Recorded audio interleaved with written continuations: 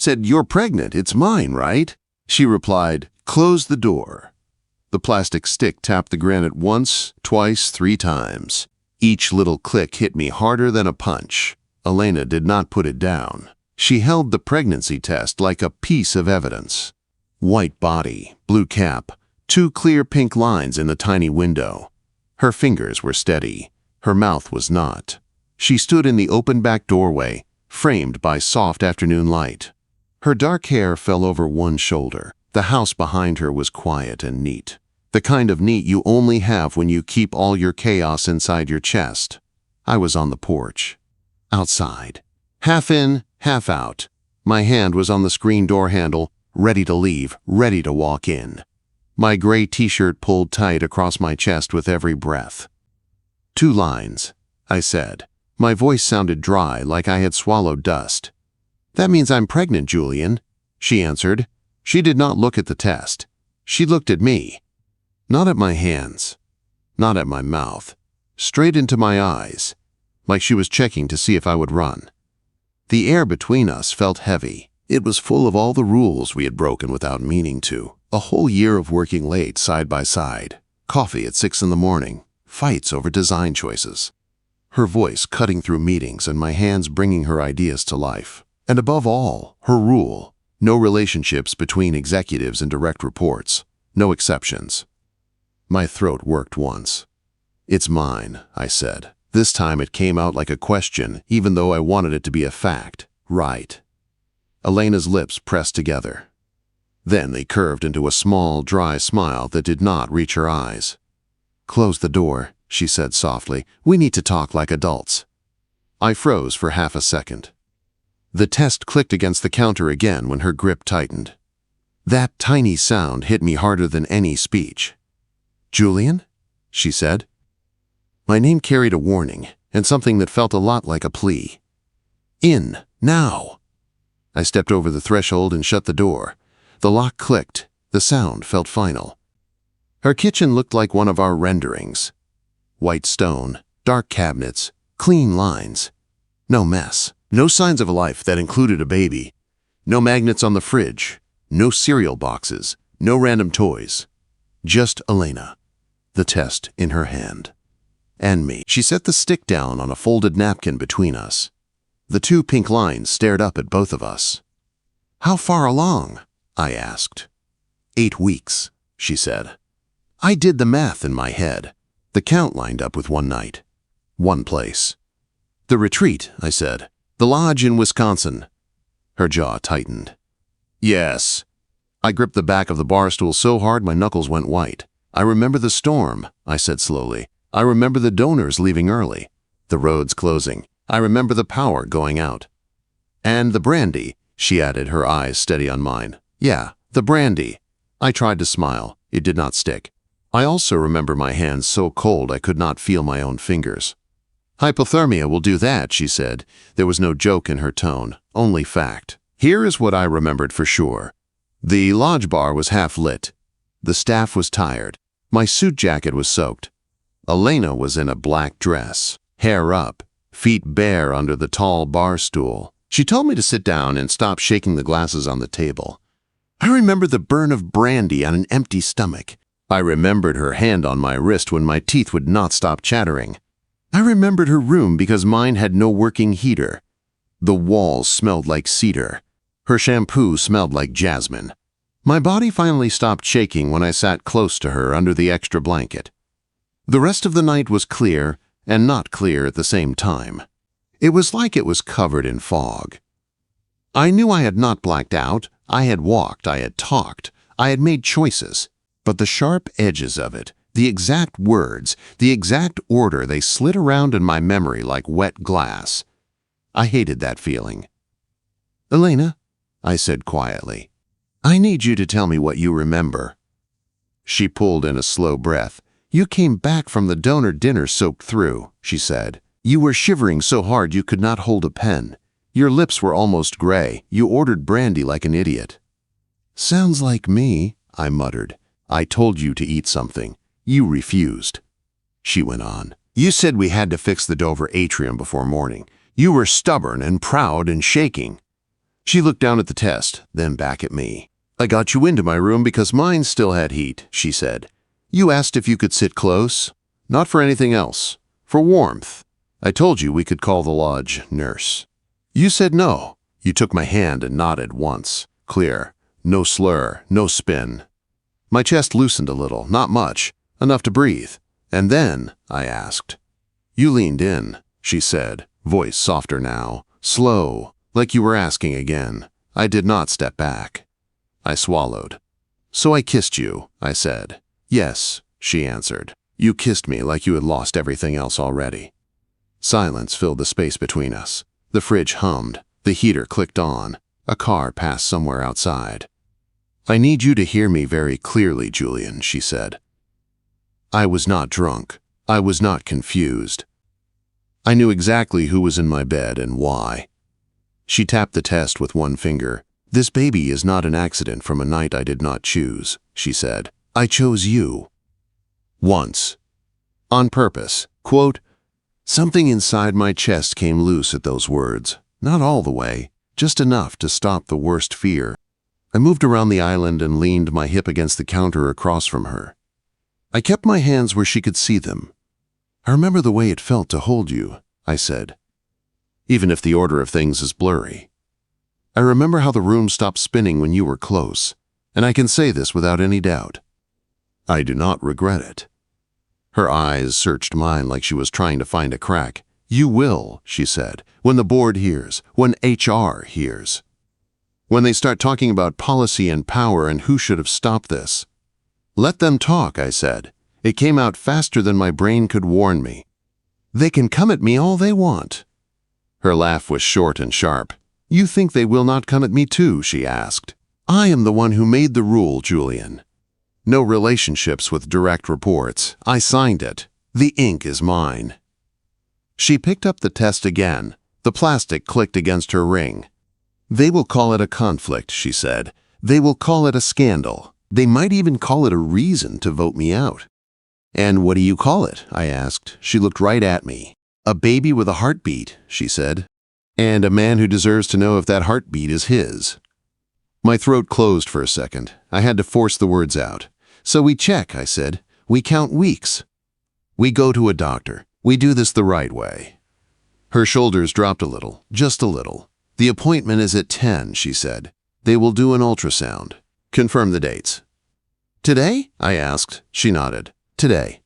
I checked my watch. 9:20. "I will drive," I said. Her brows lifted. "You have meetings." "I have a possible child," I said. "The meetings can wait." For the first time, something like real warmth moved across her face. Not a smile, a crack of light. "Grab your jacket then," she said. "Partner." I took the test from her hand and set it gently back on the napkin. "After you," I said. When we walked out to my car, the air felt cold and sharp. As I opened the passenger door for her, my phone buzzed. New email. Subject line: HR review attendance mandatory. I stared at it for a beat. "Elena," I said, "HR just sent something." She slid into the seat and buckled her belt. Her jaw tightened. "Of course they did," she said. "Good, let them wait." She met my eyes across the roof of the car. "First," she said, "we see the heartbeat." The clinic smelled like disinfectant and weak coffee. A children's cartoon played on the waiting room TV with the sound turned down. A little boy kicked his shoes against a plastic chair while his mom scrolled her phone. I sat next to Elena, staring at the floor tiles like they had answers. She sat straight, coat folded in her lap, that same calm posture she used in board meetings. A strand of hair slipped out of place and brushed her cheek. She tucked it back like she caught mistakes for a living. "You can still leave," she said quietly. I turned my head. "Do you want me to leave?" Her fingers tightened on her coat. "No." "Then I stay," I said. A nurse opened the door. "Elena Thorne." Elena stood at once. I stood with her without thinking, a half step behind, like I always did in client meetings. "Partner Thorne?" the nurse asked. "Elena," she corrected. "This is Julian." The exam room was too bright. The paper on the table crinkled when she climbed up. She moved like she did not want help from anyone. The ultrasound tech smiled and set out gel and a small probe on a tray. "Cold," the tech warned. Elena's jaw locked when the gel touched her skin. Her fingers gripped the edge of the table. My hands hung useless at my sides. I hesitated, then lifted my right wrist toward her. Not my hand. My wrist. A choice. Her eyes flicked to mine. Then she wrapped her fingers around it. Her grip was firm, warm. It said stay without a word. The screen flickered.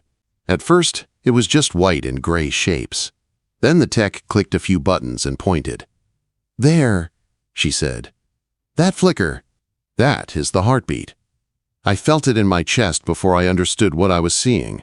A small oval on the screen, a tiny movement inside it, a fast little flutter. My own heart stumbled. Elena stared at the monitor. Her face went blank in that way she had when something hit too hard. Her fingers clamped down on my wrist until my pulse jumped under her thumb. That is 8 weeks, the tech said. Right on time with the date you gave. Everything looks normal. 8 weeks. The retreat. It lined up. The baby on the screen was not a chart anymore. It was a fact. Do you want to hear it? The tech asked. Elena's throat moved. Yes. Sound filled the room. A quick, steady whooshing. Not human pace. Faster. Fierce. My eyes burned. Elena did not cry. She never cried in front of anyone if she could help it, but her grip on my wrist trembled. The door opened. Oh, I am sorry. Wrong room. Marcus stood there with a folder in his hand and a surprised smile already on his face. His eyes did not go to the monitor first. They went to Elena's hand on my wrist. I moved without thinking. One step. My shoulders blocked his view of her in the screen. My hand closed over Elena's fingers, not to peel them off, but to keep them there. Occupied, I said, voice flat. Marcus's smile barely changed, but his eyes sharpened. Congratulations, he said. I did not know. I will let you two finish. He stepped out and pulled the door shut. Elena's fingers dug into my skin, not from fear of Marcus, from anger, from the knowledge that he had seen enough. The tech pretended nothing happened. She finished her measurements and printed a small black and white photo. A tiny shape in the center. She handed it to Elena like a passport. Take care of yourself, the tech said. In the parking lot, the wind cut through my shirt. Elena stood beside my car, staring at the little printout. Her other hand rested low on her stomach. It is mine, I said. It did not come out as a question this time. Yes, she said, it is. A simple answer. It hit me harder than any long speech. What are you going to do? I asked. She looked up at the clouds, not at me. What I always do, she said. Get the facts, pick a strategy, fight. Her eyes dropped back to mine. And you? I stand with you, I said, whatever that fight looks like. We drove back to the city in silence. My phone buzzed in the cup holder. I did not check it. Elena stared straight ahead, one hand on her seatbelt, the other on that small envelope with the photo inside. When we walked into the studio, the air felt wrong. People glanced up from their screens, then away. My inbox pinged. HR review attendance mandatory. Conference room B. 1 hour. Elena's phone buzzed too. She read the message and exhaled through her nose. Of course, she said. They move fast when it is gossip. She did not take my arm. She did not touch me. But she walked to the conference room door and held it open long enough that I had to pass right by her shoulder. It was a small show. To everyone watching, it looked like nothing. To me, it felt like a choice. Inside, Denise from HR sat with a laptop. A man in a navy suit sat beside her with a legal pad. Marcus was already at the table, pen in hand, mask of concern on his face. Thank you for coming, Denise said. We are conducting an inquiry into a possible conflict of interest. Elena stayed standing. She did not sit at the head of the table. She stood behind a chair, hands on the back like she was about to move it herself. Before you ask questions, she said, you need to note that my counsel is present. The man in the navy suit nodded. Any discussion about discipline or policy enforcement needs to be on the record, he said, preferably with video. Denise looked thrown. We just want to understand what is going on. Then we schedule a formal meeting, Elena said. We invite the board. We turn on the cameras. We do not drag a pregnant partner and her direct report into a quiet room and call it procedure. Marcus leaned back. Selective enforcement, Elena? No one is attacking you. Her eyes cut to him, cold, precise. Then stop hovering over my HR file like you own it, she said. The lawyer cleared his throat. This conversation is over, he said calmly. Any further questions can be sent to my office. He stood up. Elena did not wait for permission. She turned and walked out. I followed. In the hallway, the glass walls of the studio reflected us. Her in a sharp blazer, jaw locked. Me in a wrinkled shirt and a face that felt like it had aged 10 years in one morning. We reached the elevator. She pressed the button. I stood beside her, close enough to feel the heat from her arm. You do not have to defend me, I said. I am not defending you, she answered. I am defending the work. And I am defending myself. You are just in the blast radius. The doors slid open. We stepped inside alone. The doors closed. The quiet wrapped around us. Elena let out one long breath. Some of the iron in her shoulders melted. Just a little. I am sorry, I said. I did not know exactly what I was apologizing for. All of it, maybe. She shook her head. Do not apologize for being in the picture. He was always going to come for me. You are just the tool he picked up. The elevator hummed. My hand hung at my side. I wanted to reach for her and did not know how. When the doors opened on the ground floor, she stepped out first. I followed her out of the building. She did not ask me to. She also did not tell me to stay. That night, my phone buzzed with a short text. Sensor is dead. Porch light. Can you fix it? I stared at the screen for maybe 5 seconds. Then I grabbed my tool bag and my jacket. Her house sat back from the street, quiet and dark. The porch light was dead. The last 2 steps were swallowed by shadow. She opened the door as I walked up, like she had been listening for my truck. You brought tools, she said. You asked, I said. She stepped aside to let me in. I set the ladder up under the dead fixture and worked in simple steps. Cover off, loose wire, twist, cap, tighten, breaker, switch. The light snapped on. The stone path turned warm and safe. Shadows moved back. Elena looked up at it and let out a long, slow breath. 4 minutes, she said. 5, I answered. A ghost of a smile passed over her mouth. In the kitchen, I unpacked a small bag of groceries. Stock, rice, ginger, bread. My hands knew what to do when my head did not. Cook, stir, season. Take care of what you can reach. The house started to smell like soup instead of cold air. The pregnancy test sat on the counter on a napkin, like a piece of evidence in an empty courtroom. Sit, I said. You are giving orders now? She asked. Just one, I said. Eat. She sat at the island. I placed a bowl in front of her and one in front of me. We ate in quiet. The only sound was the soft clink of spoons and the low hum of the heater. My foot brushed hers under the counter. I did not move away. A second later, her toes pressed back, just once. My eyes drifted to the test between us. Elena, I said, tell me one more time. About that night. She set her spoon down. Her fingers traced the edge of the bowl. You were freezing, she said. You asked. I said yes. You leaned in. I did not stop you. We made a bad decision for the right reasons. She looked up at me. I do not blame you, she said, but this will not be gentle. They will try to destroy you, Julian. I pushed my bowl away and stood. My legs felt heavy, but my choice did not. They can hit me first, I said. I can live with that. I cannot live with pretending this did not happen, or that I do not want this baby. She stood too, close now, close enough that I could see the fine lines around her eyes from years of work and not enough sleep. Close enough that I could see fear and anger and something softer behind it. Her hand lifted. She hesitated once. Then she caught my wrist again like she had in the exam room. Do not let go, she said quietly. I curled my fingers around hers.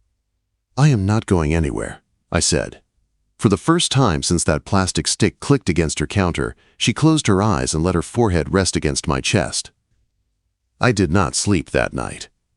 Every time I closed my eyes, I saw two pink lines, a gray hallway, and Marcus's face in the doorway of the exam room. Just after sunrise, my phone buzzed on the nightstand. No name, no subject, just one email with a small paperclip icon. I should have deleted it. I opened it instead. The subject line was one word: evidence. My stomach dropped. Inside, there were 3 grainy photos. The kind you get when someone zooms in from far away. The first was from the retreat. I was at the lodge bar, jacket off, shirt wrinkled, standing too close to Elena's chair. My hand rested on the back of her seat, my body turned toward her like she was the only person in the room. The second was from the clinic hallway, cropped tight. Elena's fingers wrapped around my wrist. My head bent toward her. The shot had caught the precise angle where our faces were too close to be just colleagues. The third was from her porch yesterday. She stood in the doorway holding the test. I was outside in my gray shirt, one hand on the screen door, body leaning in. No captions, no explanation. Just pictures and the quiet message under them. Someone is watching. My first thought was simple and ugly. Marcus. By the time I got dressed, my phone buzzed again. A new notification. Access error. Badge not recognized. I tried again at the studio lobby. The scanner beeped red instead of green. Security glanced at each other. "Mr. Rains," one of them said, "HR asked us to escort you upstairs." My jaw clenched. Did they say why? "Board directive," the guard answered. "Pending review." Quote. He said it gently, like patting around a wound. From the far side of the lobby, I saw Marcus near the model display. He pretended to be surprised to see me. His eyebrows lifted, his mouth pulled into a sympathetic line like a pastor at a funeral. I wanted to cross the lobby and wipe that look off his face. Instead, I followed the guards into the elevator. On the design floor, people stared and then quickly looked away. HR had put a cardboard box on my desk. It was too neat and too empty at the same time. Denise from HR approached with a folder in her arms. "Julian," she said, "while we conduct a formal investigation, the board has requested you leave the premises. This is a precaution, not a judgment." "That decision came fast," I said. Her gaze flicked to Marcus, who was suddenly very interested in a model of the Dover atrium across the room. Elena stepped out of the executive corridor then. Her heels clicked once on the polished floor, just once. Then she saw the box, the guards, me. Her eyes went sharp. "What is this?" she asked. "Board directive," Denise repeated, "pending review of policy violations and potential misconduct." Elena did not look at me. She walked straight to Marcus. "You did this," she said softly. He lifted his hands. "I am protecting the firm. We cannot ignore what we were sent." "Photos from a clinic," she said. "A medical visit. You are playing politics with my health and my life." "We have to consider power dynamics," he replied. "Optics. Our clients expect." "Stop talking like this is about ethics," she cut in. "You saw an opening and you took it." She turned to the guards. "He is not a threat," she said, nodding at me. "You are escorting the wrong person." Training and paychecks held them where they were. I slid my laptop and a couple of notebooks into the box. My hands shook only once. I forced them still. At the elevator, Elena walked beside me. Not touching, just there. She did not care who saw. At the revolving door, she stopped. "Go home," she said quietly. "Do not answer any calls that are not from me or from my lawyer. Do not post. Do not react." "Are you safe here?" I asked. Her mouth tightened. "I am Elena Thorne. I know how to fight." "That is not what I asked." She held my gaze for a moment. "I will not let them decide this for me," she said, "or for our child." The word child hit something inside me I did not know how to name yet. My hand went to the door. It stuck there, gripping the metal. I could not make myself step through. "Julian," she said quietly, I turned. Her eyes were darker than I had ever seen them, not empty, full. "Say you are coming back," she said. "I am not disappearing," I answered. The promise surprised even me with how solid it felt. "You will have to kick me out yourself." A small breath left her lips. That was all. She turned and walked back into the building like she owned the floor again. I walked out into the cold with a cardboard box and a knot in my chest. Hours passed in my apartment. The fridge hummed. My phone lit up and went dark. Blocked numbers, unknown numbers, silence from the only one I wanted to hear from. I tried to work. I stared at an empty screen. Every time my mind drifted to the retreat night, it slid around like it was hitting ice. Fragments. Firelight. Her hand in mine. The weight of her beside me under a heavy blanket. The feeling of my body finally warming, not from the heat, but from her. Brown out, not blackout. My brain had kept going. My heart had known exactly what it was doing. The missing pieces scared me, but not enough to change the truth. I did not regret it. I wanted this baby. I wanted her. A knock hit my door. 3 firm raps. I opened it. Sarah from reception stood there with a paper bag and an annoyed frown. "You look terrible," she said, shoving the bag into my chest. "Eat." "What is this?" I asked. "Sandwich. Chips. A cookie," she said. "And I am not here. You did not see me. Open your laptop." "Sarah." "Now, Julian," she said. "She is speaking." My heart kicked. "Who?" "Elena," she said. "Board meeting. They made it public. Stream is on the firm site." She told security to let cameras in. I set the food down untouched and opened my laptop with shaking hands. The stream loaded to the sound of low voices. The camera panned across the studio atrium. Donors in suits. Employees standing behind rope lines. Board members in their stiff chairs. Elena stood at the podium, black suit, hair pinned back tight. No jewelry, no smile. Her hands rested on the edges of the lectern. She looked composed. To anyone else, she looked untouchable. I could see the small signs, the tension in her shoulders, the way her fingers pressed hard into the wood. She started with business. Dover timelines, budget, milestones. Her voice carried like it always did. Clear, strong. Then she paused. "Before I talk about the future of this firm," she said, "I am going to make something clear." Noise in the room dropped. No one coughed. No one shuffled papers. Marcus stood behind and to the side of her, trying to look like support. I knew him well enough to see the calculation in his eyes. "I am pregnant," Elena said. No warming up, no soft landing, just truth. A ripple moved through the room. Someone dropped a pen. Cameras zoomed. "And I am choosing my family," she went on. "If this firm cannot accept that, I will walk out today." The board chair leaned toward his mic. "Partner Thorne, no one is asking you to leave. We simply—" "Elena," she corrected, "and you are asking more than you say." Her hand lifted. She set her badge down on the podium. The small plastic rectangle hit the wood with a sharp little tap that my speakers picked up. "In the last 24 hours," she said, "my private medical information was leaked. Photos were taken without my consent. An employee was escorted out for a relationship I have already taken responsibility for." My chest tightened.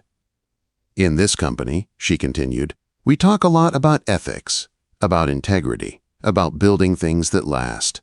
That does not just apply to glass and steel. It applies to how we treat people." Her eyes cut to Marcus. "Mr. Hale," she said, using his last name like a knife, "you will not use my pregnancy as your ladder." His jaw twitched. "If the board wants to review policy," she said, turning back to the chair, "do it properly. Bring in independent counsel.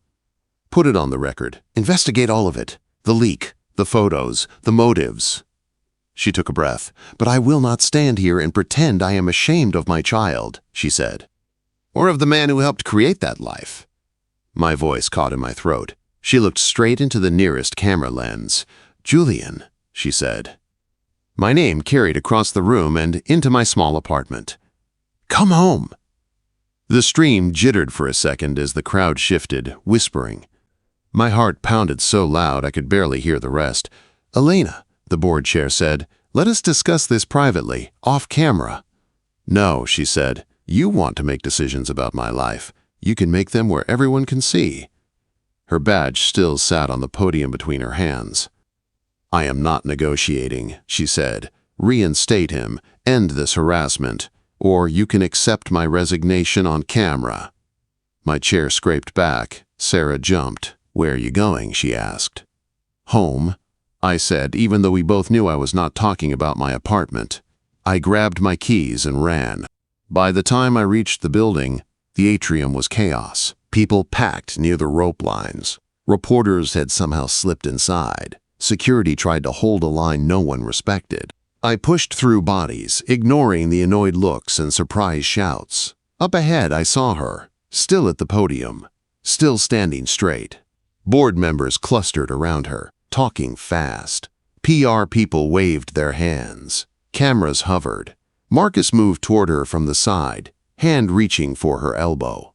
My vision tunneled. I pushed past the last row of people and stepped into the open space near the front, heart hammering. One thought in my head: reach her before he does. I reached her before he did. Marcus's hand was halfway to Elena's elbow when I stepped between them. My fingers wrapped around his wrist, not hard enough to make a scene, just hard enough that he had to stop. "Don't," I said. Up close, his eyes weren't calm. They were furious. "You shouldn't be here," he said through his teeth. "You're suspended." "Elena invited me home," I said. "You heard her." Gasps moved through the crowd. Cameras shifted. Security hesitated. Elena turned toward us. Her gaze went straight to my hand on Marcus's wrist, then to my face. For a second, all the noise faded. It was just her and me and the small, rough heat of her fingers catching my jacket and holding on. "Let go of him," she said. I released Marcus at once. I wasn't there to fight him. I was there to stand next to her. Elena stepped into my side like it was the most natural thing in the world. Her shoulder brushed mine. One of her hands stayed hooked in my jacket, like she needed the contact to stay upright, and couldn't admit it. The board chair cleared his throat into the microphone. "Partner Thorne," he said, trying to sound in control. "Let us move this discussion off camera. We can handle the particulars of your situation privately." Elena didn't look at him. She kept her eyes on me for 2 long seconds instead. "You're staying?" she asked, so quietly that the mic barely caught it. "I'm staying," I said. She turned back to the board, still standing pressed against my side. She didn't move away. She made them see it. "You heard my terms," she said. "Independent review, full investigation of the leak. Reinstate Julian while you do it. Or accept my resignation. Right now, on this stream." The chair's gaze flicked to the badge on the podium, then to the cameras, then to the back of the room where donors sat with tight mouths and unreadable eyes. "Elena," he said, dropping her title, "we appreciate your passion, but this is highly irregular." "What happened to me is highly irregular," she answered. "You want to talk about integrity? Show some." Silence stretched. Finally, another board member, an older woman with gray hair pulled back in a sharp bun, leaned to her mic. "We cannot ignore a possible violation of privacy," she said, her eyes on Marcus, "or the risk to the firm's reputation if we appear to tolerate that." The chair swallowed. "Effective immediately," he said, "we will appoint outside counsel to review these events.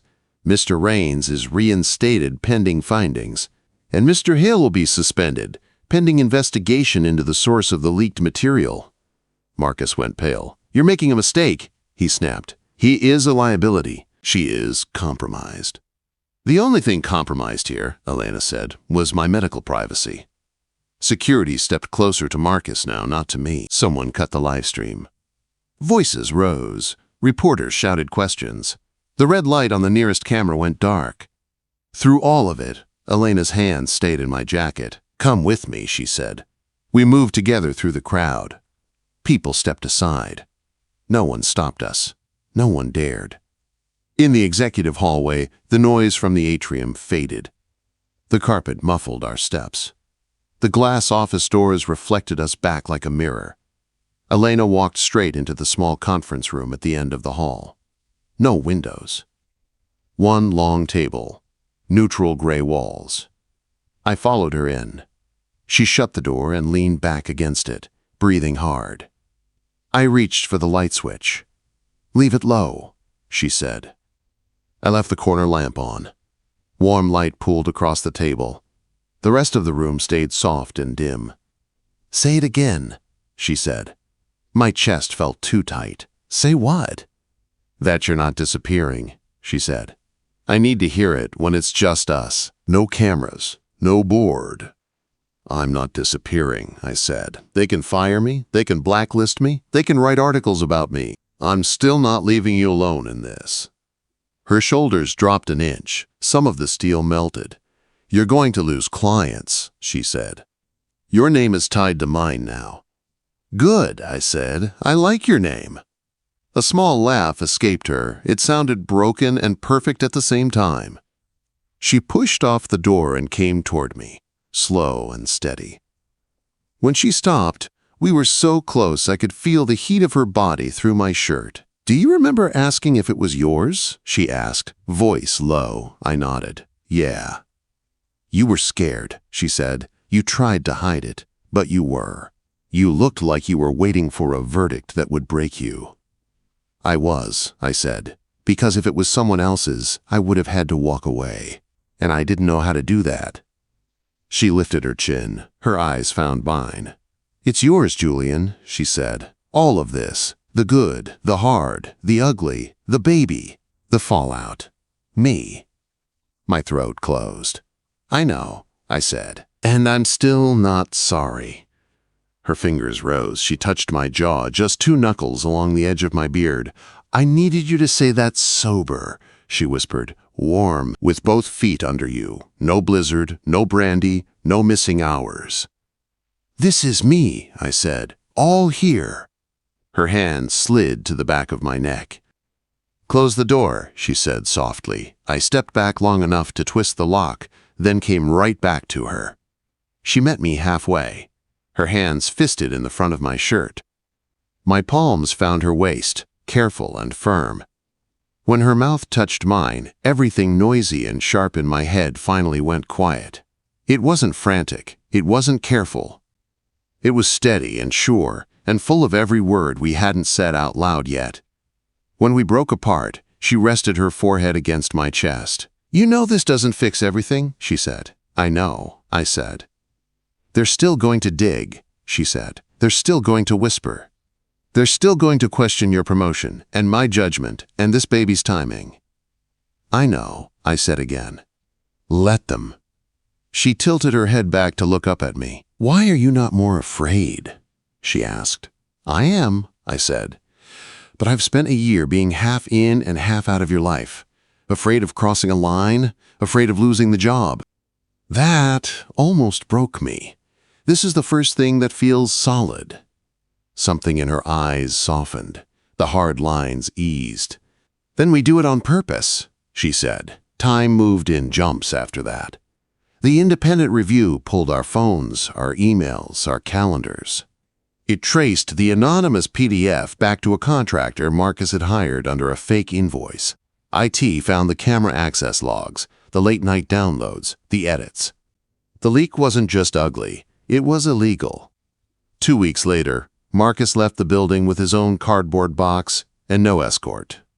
The board released a short statement about privacy and standards.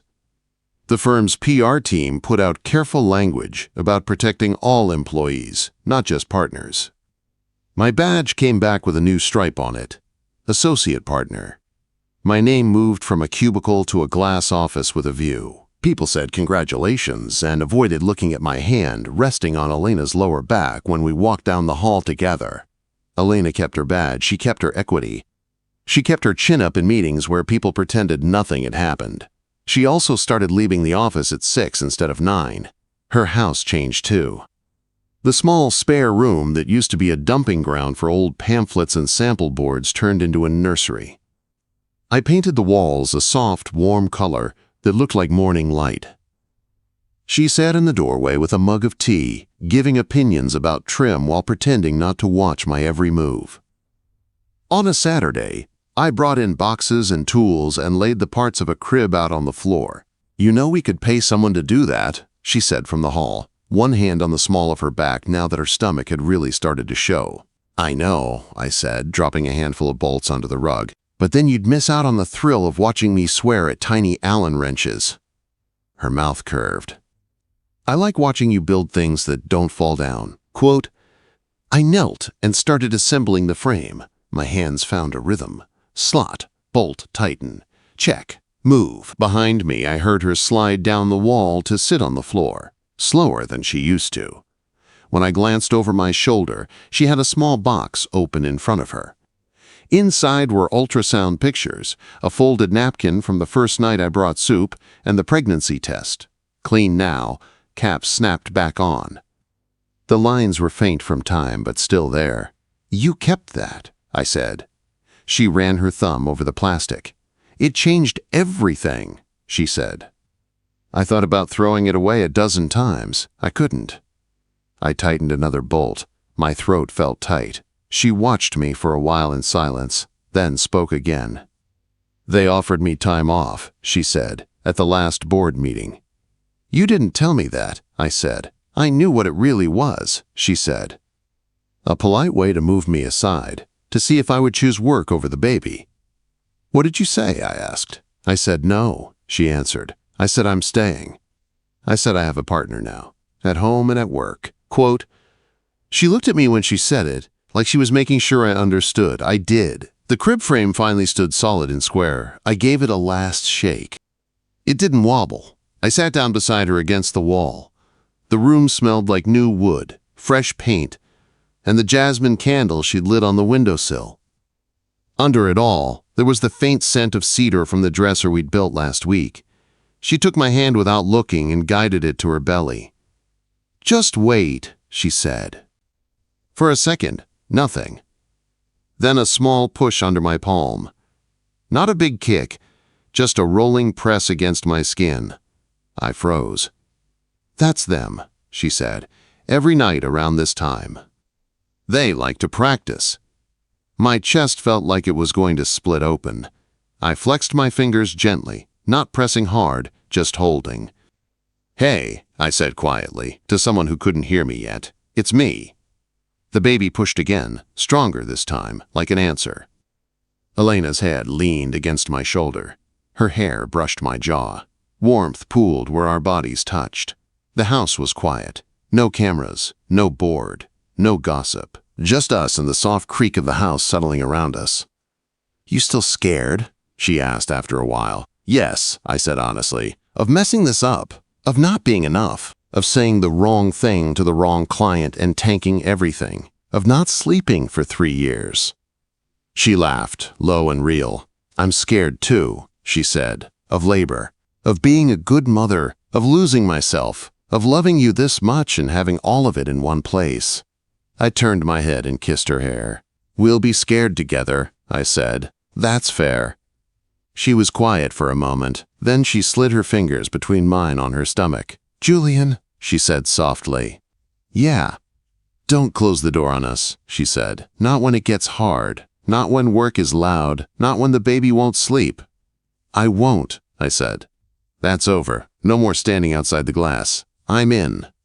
The baby kicked again under our hands, a small, fierce rhythm. I looked at the half-built crib, the tiny clothes folded on the chair, the badge in my pocket, and the woman who had once ordered me around a studio like I was replaceable. Now she was leaning on me and handing me the one thing she had never trusted anyone with, her future. I tightened my fingers around hers and kept my hand on our child, feeling every small movement like a promise I had already started to keep.